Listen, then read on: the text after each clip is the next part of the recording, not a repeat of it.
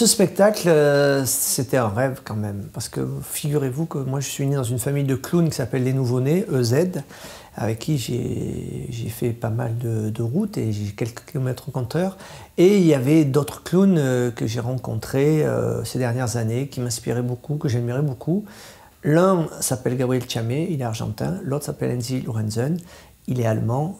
L'un s'appelle, quand il est sur scène, Piola et l'autre s'appelle Fritz.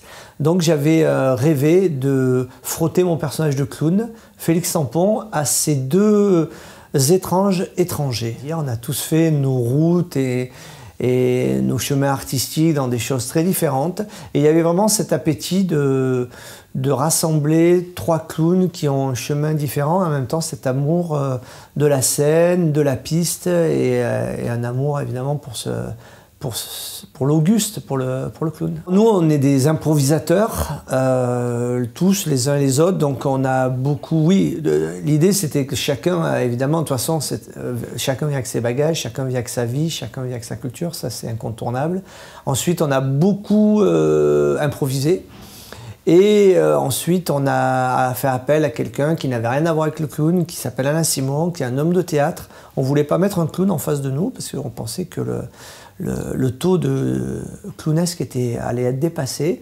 Donc on a fait l'invitation à Alain Simon pour nous mettre en scène. Donc on lui livrait nos improvisations et lui nous questionnait, voilà. Et puis après, bon, il y a eu un passage à l'écriture pour l'agencement et le parcours qu'on allait faire ensemble sur scène. Ça se passe délicieusement très mal, c'est-à-dire il y a toujours les projets qu'entreprennent les clowns, toujours l'appétit, les yeux plus gros que le ventre, c'est-à-dire beaucoup plus d'ambition que de moyens. Donc je crois que dans ce trio, moi je suis Félix Tampon, qui est un peu le maître de cérémonie et qui a toujours des idées pour lui-même et pour les autres, et puis aussi une notion de comment recevoir les gens, de la cérémonie justement du théâtre.